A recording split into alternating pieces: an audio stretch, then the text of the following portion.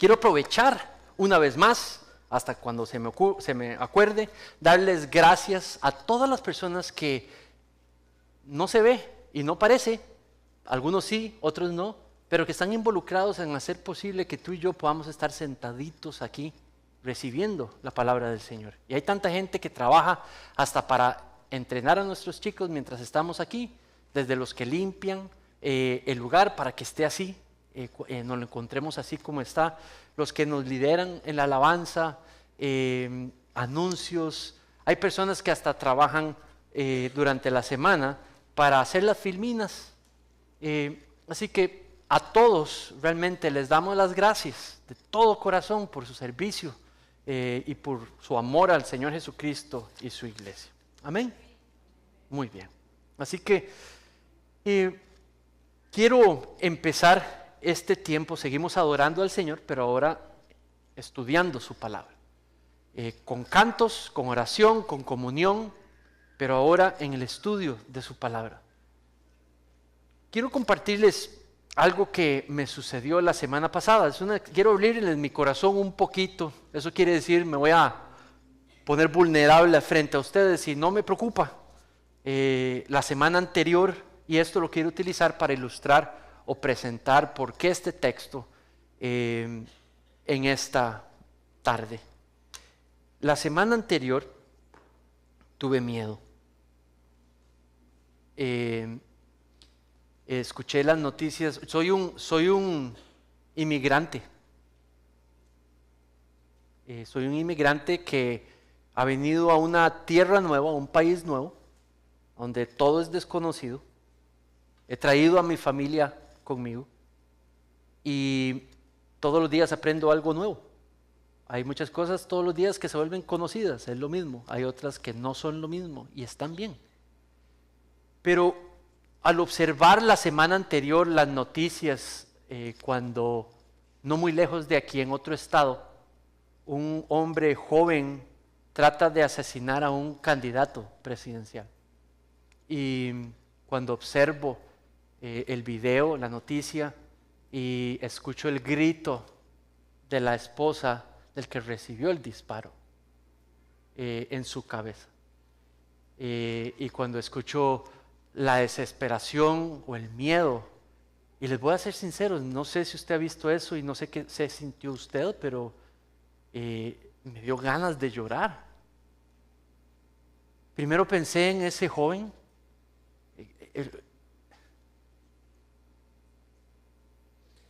Lo que estaba en el corazón de ese hombre, o lo que faltaba en el corazón de ese hombre joven.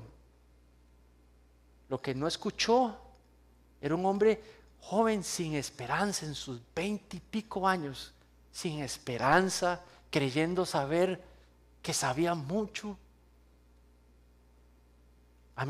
Lo que trató de hacer, el impacto que hubiera hecho si lo hubiera logrado. El dolor que trajo a una familia de la nada. Me dio ganas de llorar. Y justamente segundos después me dio miedo. Me dio miedo. No estoy acostumbrado a ver algo así. No en un proceso democrático y no estoy acostumbrado a eso. Y me dio miedo. Pero inmediatamente sonaron palabras de un viejo pastor mío. Cuando tengas miedo, recuérdate en el Dios, lo que sabes del Dios en el que has creído. Y inmediatamente vino eso. Dios es soberano. Porque su iglesia, si fuera a ser pasada por fuego, su iglesia no tiene por qué temer. Porque la iglesia de Cristo, la que recibe la oración, el que recibe la oración, la súplica, el grito de ayuda, el que recibe esos gritos de oraciones de ayuda,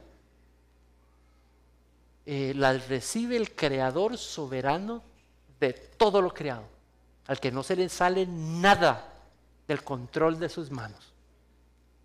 Y esa es la fe cristiana.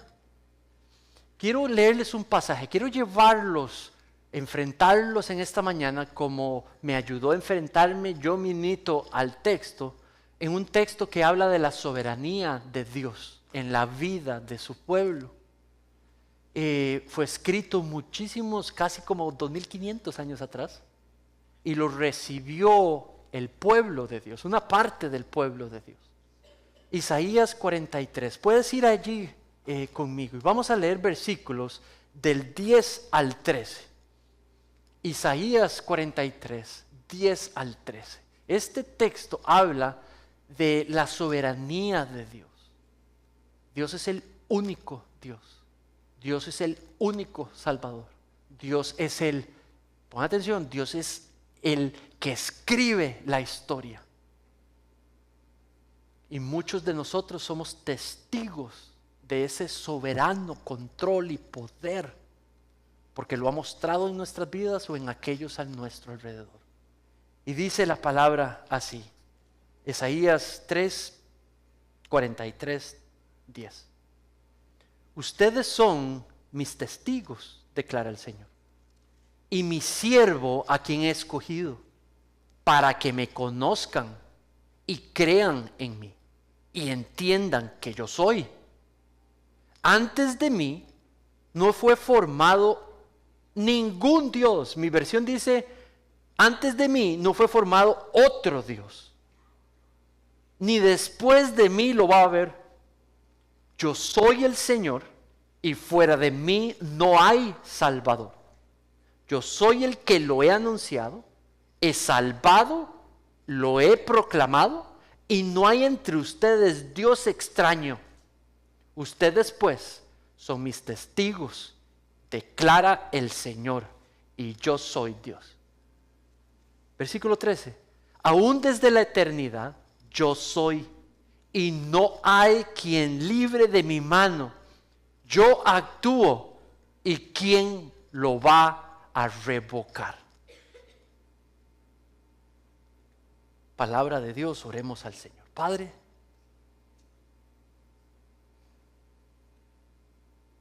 solo puedo pensar en estos momentos en tu Hijo respondiendo a los fariseos, yo soy. Sabiendo, Señor, que tú, nuestra cabeza, precioso Jesús, eres el Dios creador, único Dios, salvador de toda la humanidad. Nuestra cabeza aquí en la iglesia, el amor de nuestras vidas, Padre. Y venimos a ti a pedirte guía a la hora de estudiar el texto y te pedimos que permitas que el texto y las verdades sobre ti allí nos edifiquen y nos animen para que podamos enfrentar la adversidad, para que podamos enfrentar nuestras distintas circunstancias. Padre, si tú eres de probarnos en esta mañana, en este mes, en este año, que podamos sufrir bien, sabiéndote que nos ayudarás, que estarás con nosotros y que nos permitirás perseverar. En el nombre de tu precioso Hijo Jesucristo, te pedimos esto. Amén. Dios quería usar a Isaías, el autor, para exhortar, pero para animar, infundir seguridad en su pueblo, Judá, la tribu, el reino de Judá, en el texto. Entonces necesito explicarte un poco qué está pasando allí para que lo que yo te diga a ti, yo no lo saque de contexto. Este es el libro de Isaías. El autor de Isaías estaba casado, tenía 2 hijos. Era uno de los profetas de Dios, vivía en Jerusalén. Esto fue escrito, el libro, más o menos unos 500 años del tiempo de Jesús, unos 500 años. Y allí él usa a Isaías para que le escriba este libro, envía a Isaías como su mensajero a hablar con los reyes de Israel. Los que reciben estos versículos, tanto líderes, reyes, como los miembros de Israel, estaban completamente dedicados a pecar. Ya no creían que Dios era soberano. Ya habían abandonado la creencia. Israel, el pueblo de Dios, ya había abandonado la creencia que Dios es el único Dios, que Dios los va a salvar, ya no creían eso. Que Dios era su protector, ya no creían eso. y no lo creían tan poderoso. Entonces, ¿cuándo empezó eso? Empezó cuando empezaron a temer sobre sus enemigos.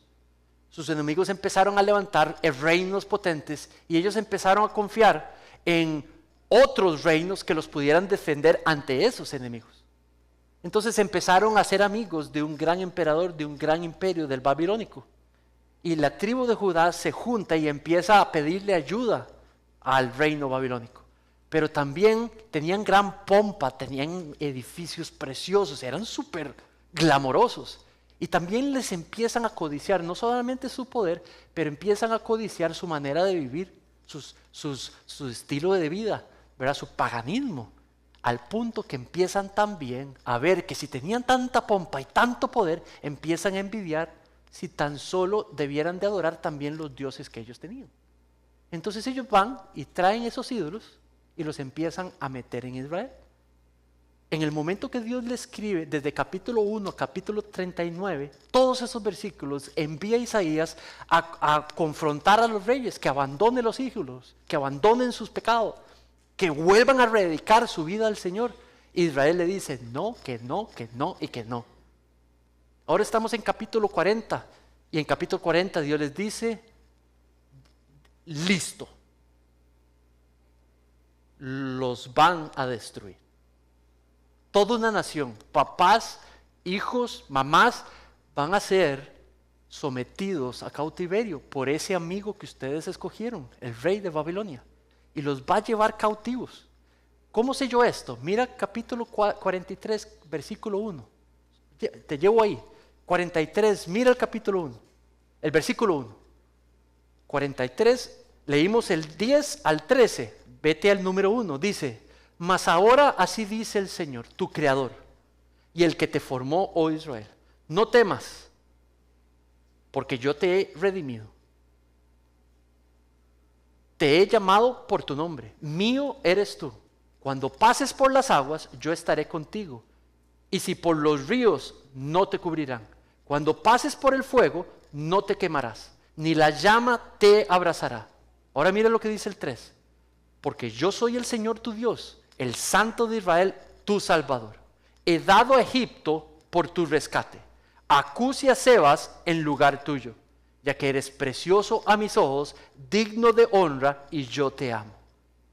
Mira lo que dice, entregaré a otros hombres en lugar tuyo, y a otros pueblos por tu vida. Dios va a permitir que el imperio babilónico arrase con Israel como disciplina por su terquedad. Y en esos versículos le está hablando del futuro, porque te amo, porque eres mía Israel, te voy a volver a rescatar. Y le promete que años después, muchos años después, de hecho suceden 500 años después, se escribe el libro de Esdras y el libro de Nehemías, donde describe cómo Dios cumplió su palabra y saca del cautiverio babilónico a su pueblo Israel. Entonces este texto está hablando a un pueblo que no ha sufrido nada, que está en pecado, que ya se le anunció que Dios lo va a disciplinar y se le está siendo prometido que Dios lo va en el futuro rescatar y que va a cumplir su palabra. Entonces, ¿qué está queriendo enseñarnos? ¿Qué podemos aprender usted y yo 2024 en esta vida moderna sobre este texto? Vamos a aprender y vamos a hablar de la soberanía de Dios, porque el Dios soberano en ese texto es el Dios soberano hoy. La primera idea sobre la soberanía de Dios es de que Dios es el único Dios. Mira versículo 11, dice, versículo 11, yo soy el Señor y fuera de mí no hay Salvador. Israel creyó en los ídolos babilónicos.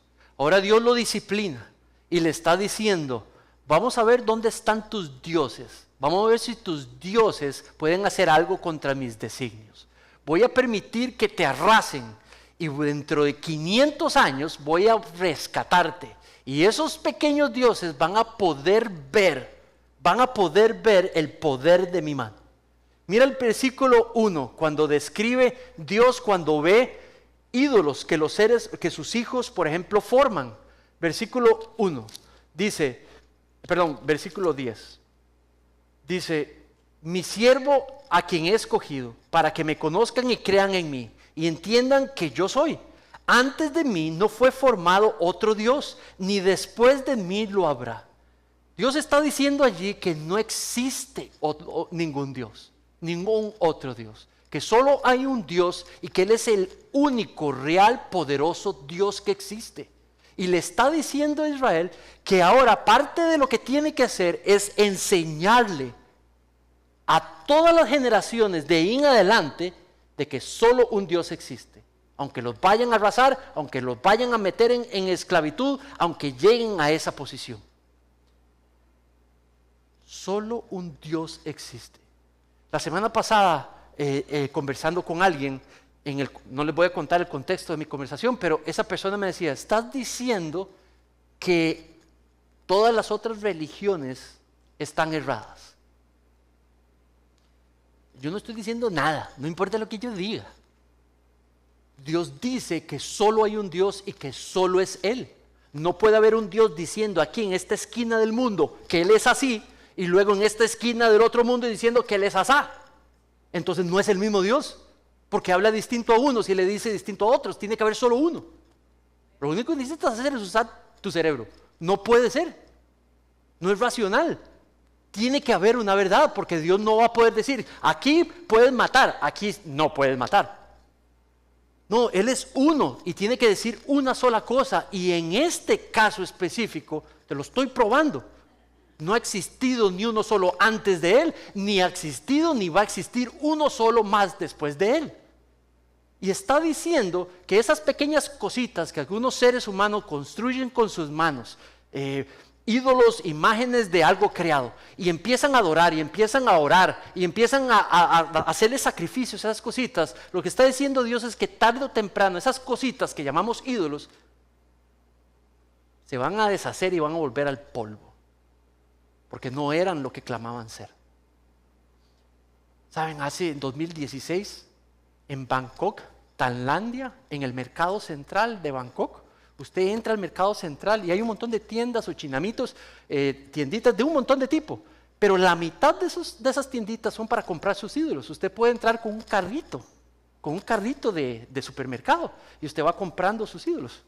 Y usted puede sacar un ídolo de un elefante, ¿verdad? Usted saca el otro y usted compra sus ídolos y los mete ahí, luego paga, ¿verdad? Y usted luego va a su casa y usted tiene un altar y usted pone sus ídolos y les hace velitas y usted le ora, y esa es la religión. Nos advierten a los turistas que cuidado se nos ocurre tocar uno de esos ídolos o hablar de esos ídolos, porque es sagrado para ellos. Algo parecido hizo Israel. Tenían estas cositas creadas por manos y se adoraban entre ellos y les hacían sacrificios. Los samaritanos, por ejemplo, que eran parte del pueblo de Dios, sacrificaban los niños. Ellos fueron parte del reino de Israel, pero se desviaron. Traían los ídolos y le sacrificaban sus hijos a esos ídolos. ¿Usted cree que eso es algo que no pasa hoy todavía? Esa es la parte de la depravación del ser humano, que conoce a Dios y su poder y tarde o temprano termina negándolo, despreciándolo, y empieza a adorar lo que el Dios único ha creado, las criaturas. Mis hermanos, no hay economía, buena o mala. No hay situación política, buena o mala. No hay ser humano que pueda cambiar un solo designio del único Dios. Si el único Dios no tuvo reparo en pasar su propio Hijo y castigar nuestro pecado en Él mismo, para que usted y yo no tuviéramos que pagarlo, no va a reparar, si Él se glorifica más en pasar su iglesia por circunstancias difíciles, y su iglesia no puede olvidar que Él es el único Dios. No hay comparación. Ahora, el problema con los ídolos es que los seres humanos somos maquinitas de ídolos. Tal vez usted y yo, ese ejemplo que le di en Bangkok, Tailandia, lo vemos para abajo. Tenga cuidado. Sí, tal vez es cierto que usted y yo ya no hacemos esas cositas de piedra ni les hacemos cosas. La santería todavía está presente entre nosotros los latinos. Se toman reliquias y cosas y se les da valor sagrado y se le ora y se le sacrifica. Nosotros necesitamos desaparecer esas cosas porque solo hay un Dios, uno solo, y no permite la competencia. Ese es el problema con los ídolos. No cumplen lo que prometen. Este es el problema con los ídolos, no cumplen lo que prometen. Los seres humanos lastimosamente hacemos ídolos de otras cosas que no son tan tangibles o tan tocables. El dinero, el deseo de tener un hijo, el deseo de poder ser padre o esposo o esposa, el deseo de vivir mejor, el deseo de controlar a otra persona. Somos máquinas de ídolos. Si las cosas no van bien, nos enojamos. Si no me dicen como, me tratan como yo necesito ser respetado o respetada. Y si no me respetan, y aquello, el orgullo personal se vuelve el ídolo. Todo lo que tome el lugar de Dios y que rueva o mueva tu paz, es un ídolo y necesitamos sacarlos y presentarlos, traerlos y tirarlos a los pies de Cristo. Pues son muestras de nuestro orgullo. Ahora, lo que no es negable es que usted y yo como creyentes pasamos ansiedades y pasamos temores. Entonces déjame llevarte a 1 de Pedro, donde dice, 1 de Pedro, capítulo 5, versículo 6. Por lo tanto, humíllense delante del Señor, delante de la poderosa mano de Dios, para que Él los exalte a su propio momento, trayéndole a Él sus ansiedades, porque Él se preocupa de ustedes. Saben, los israelitas ante sus temores se fueron donde los babilonios para tratar de encontrar protección y seguridad en los babilonios, y se les devolvió el favor. Los creyentes, hoy la iglesia, ¿dónde está encontrando su sentido de protección y seguridad? Hay papás cristianos que encuentran su sentido de protección y seguridad en que sus hijos sean exitosos o no. Y si bien es un deseo bonito, ahí no está la satisfacción de esos papás cristianos, ni está la seguridad puesta de los papás cristianos. Algunos pueden en su profesión, los títulos que han logrado, la educación que han alcanzado, y ahí está su seguridad. ¿Cómo?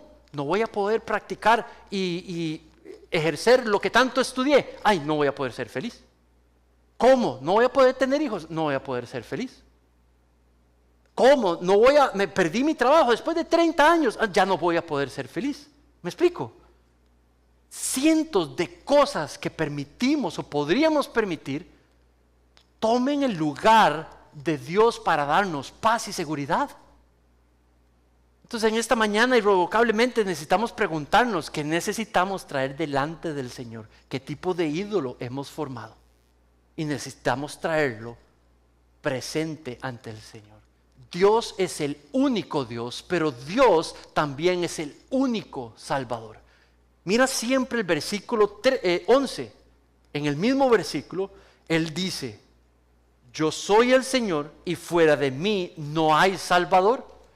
A Judá le está prometiendo que 500 años después, que Él lo va a dejar que lo sometan y lo vuelvan esclavo. A todos, consecuencia de su pecado.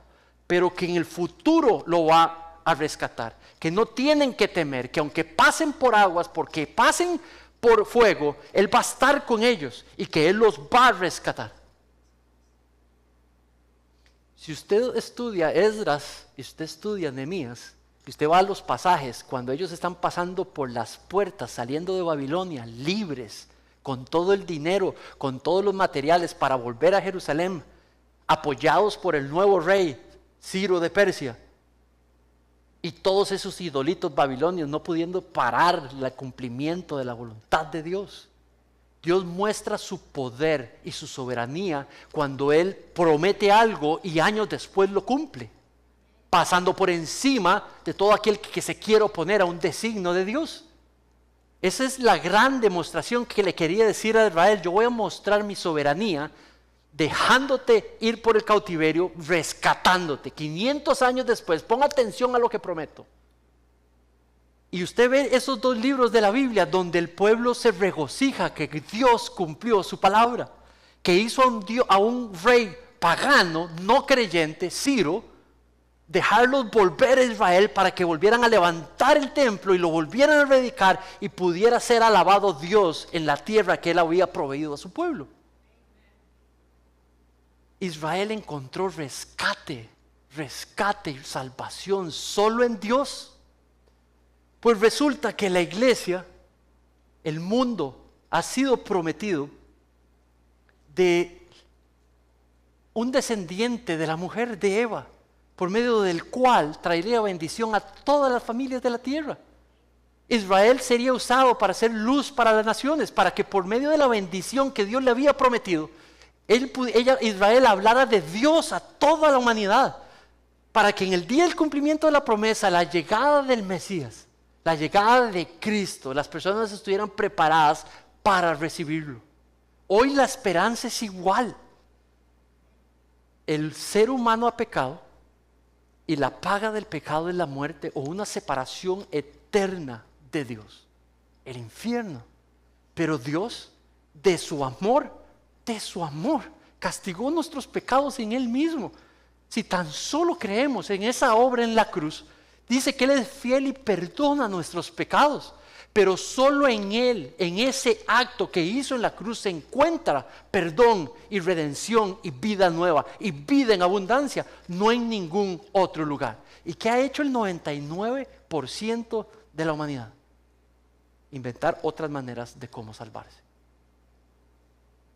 No puede ser tan fácil. No, yo voy con esta otra. ¿Sabes? Yo fui creado católico. Y en el catolicismo que yo fui creado y en el catolicismo que yo fui entrenado, en los dogmas del Vaticano dice hoy que la fe y la obra de Cristo no tiene nada que ver con la salvación de una persona hoy.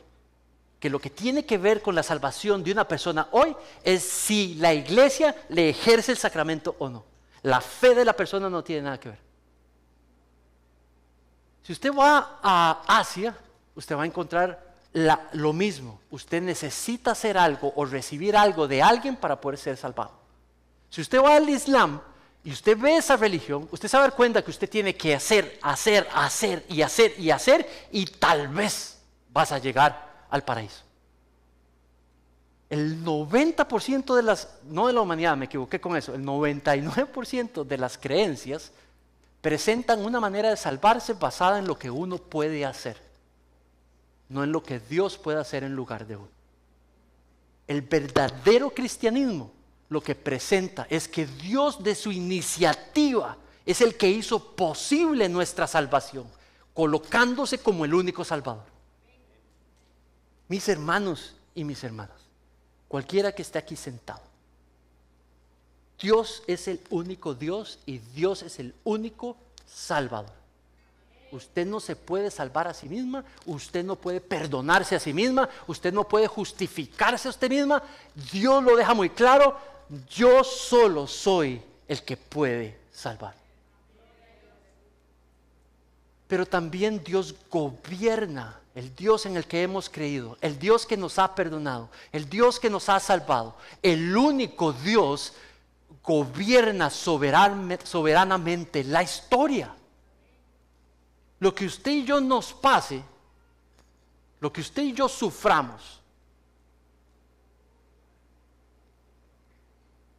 lo que usted y yo pasemos, no sé, es que se le salió a Dios de las manos. No fue que Dios estaba viendo para acá y usted estaba allá. Ay, perdóname, pasaste por fuego. Eso no sería un Dios soberano.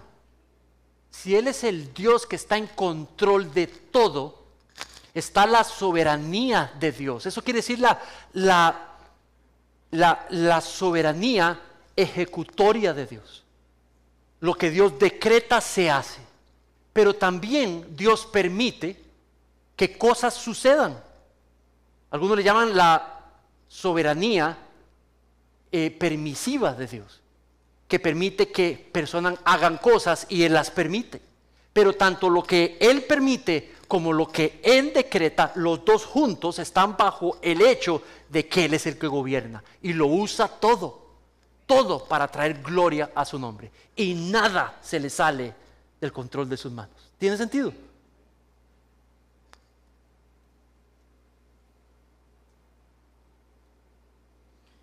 ¿Qué quiere decir para nosotros que nuestro Dios es el que escribe la historia, que gobierna soberanamente la historia? Bueno, ¿qué quiere decir? Que podemos confiar en Él. ¿Qué tal esa? Que se le puede confiar a lo que Él dice, que se puede confiar en las promesas que Él ha dado. Mateo 28 dice, vaya y hagan discípulos de todas las naciones, bautizándolos en el nombre del Padre, del Hijo y del Espíritu Santo, enseñándoles a obedecer todo lo que les he mandado a hacer. Palabras de Jesús. Y que yo voy a estar allí con ustedes hasta el fin de los tiempos. Tenemos las promesas más preciosas que podemos tener mientras vivimos la vida cristiana. Ahora, solo Dios es Dios, solo hay un Dios. Solo Dios es quien salva.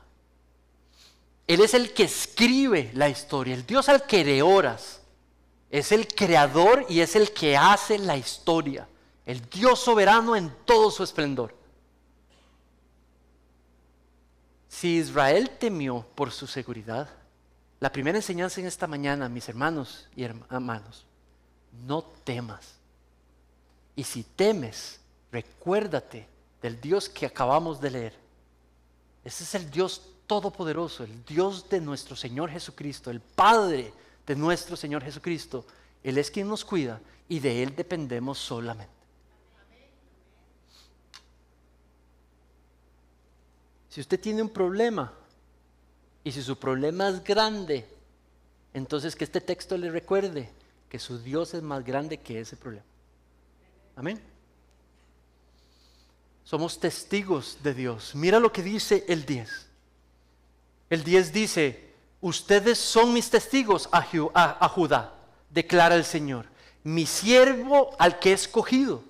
Le está diciendo, dentro de un tiempo cuando yo los rescate, ustedes se recordarán que yo prometí rescatarlos, que por amor que yo los sacaría de esa situación. En ese momento y mientras tanto, ustedes van a hablar de lo que les he prometido. Y en aquel momento, cuando se les cumpla, ustedes van a hablar de que yo cumplo lo que digo y que nadie puede detener algo que yo me he prometido. Y eso es lo que les está diciendo en nuestros versículos. Y eso es lo que se cumplió 500 años después. Bueno, usted y yo estudiamos Génesis del 1 al 11 y vimos la promesa de la semilla de la mujer, del Mesías. Dios prometió en el principio, después del primer pecado, de la primera familia que pecó, y cómo afectó la completa humanidad. Y vemos la humanidad hoy afectada por el pecado y por la muerte. Pero un Salvador fue prometido. Y hace 2024 años ese Salvador fue crucificado para que por medio de esa obra, fe en esa obra, podamos tener vida y salvación. Y Dios cumplió lo que ha prometido. Si Dios hizo eso, y si eso es lo que usted ha creído, ¿cómo Él no nos va a dar el resto de las cosas? ¿Cómo Él no nos va a ayudar en el resto de las cosas que necesitamos para vivir la vida?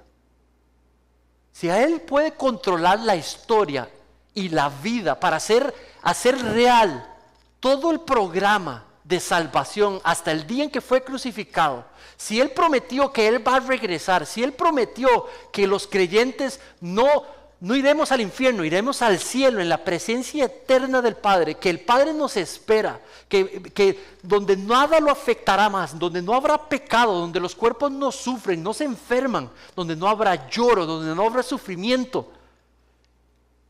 Regresar a la casa del Padre. Si Dios cumplió el envío de su Hijo, no va a cumplir el resto de sus promesas. Hemos sido testigos de Dios. ¿Qué significa de que si ellos fueron testigos, qué pasa con la iglesia? Mira Hechos 1:8. Quiero mostrártelo allí. Nuestro Señor Jesucristo toma el mismo verso, toma las palabras mismas, menciona lo que dijo Isaías y se lo dice a los apóstoles antes de ascender al cielo y les dice: recibirán poder cuando el Espíritu Santo venga sobre ustedes y serán mis testigos. Y Jerusalén, mis testigos en Jerusalén, en Judea, en Samaria y hasta los confines de la tierra. Mira esa frase que dice mis testigos. Hace muchos años estuve en un juicio. En Costa Rica no es como aquí donde usted tiene un, ¿cómo se llama lo que? Los jurado, ¿verdad? En Costa Rica copia no el sistema parlamentario, sino que copia el sistema europeo francés, donde lo que tiene es un consejo de jueces. Y un grupo de jueces son los que determinan lo que va a suceder o no. La mayoría de Latinoamérica funciona parecido, no todos. Entonces estoy ahí en el juicio, está un juez y me está diciendo: diga lo que vio. La responsabilidad es enorme, porque lo que yo diga determina las consecuencias que va a emitir el juez sobre la persona que está siendo enjuiciada. Si yo digo la verdad, si yo digo un detalle que se me olvide, que invente o que mienta, todo eso puede determinar las consecuencias sobre la persona que está siendo enjuiciada. El peso de la responsabilidad de decir lo que vi exactamente como lo que vi, sin habérmelo imaginado, pero apegado a lo que es verdad, la responsabilidad de lo que puede suceder si no hago ese trabajo bien, era enorme. Era enorme. El peso que los cristianos tenemos, la responsabilidad que tenemos de ser testigos, es enorme también. ¿Qué es eso de ser testigos? Bueno, tiene que ver con lo que hemos escuchado, lo que hemos visto, lo que ha sucedido en nuestras vidas, lo que Dios ha logrado, lo que Dios ha dado, lo que Dios ha cambiado, lo que hemos podido ver con nuestros ojos y escuchado con nuestros oídos, producto de que Cristo vive, de que Dios es real, que Dios está activo y que Dios ama, que Dios es justicia. Ser testigos es decir lo que ha sucedido en mi corazón, lo que ha sucedido en el corazón de los creyentes que están a mi alrededor, y decírselo a otros para que se vean invitados a ser el objeto de su fe, el Señor Jesucristo. Eso es ser testigos. ¿Saben? Consejería no es otra cosa que hacer un discípulo, ayudar a una persona que crezca como discípulo de Cristo. Eso es consejería, si es bíblica.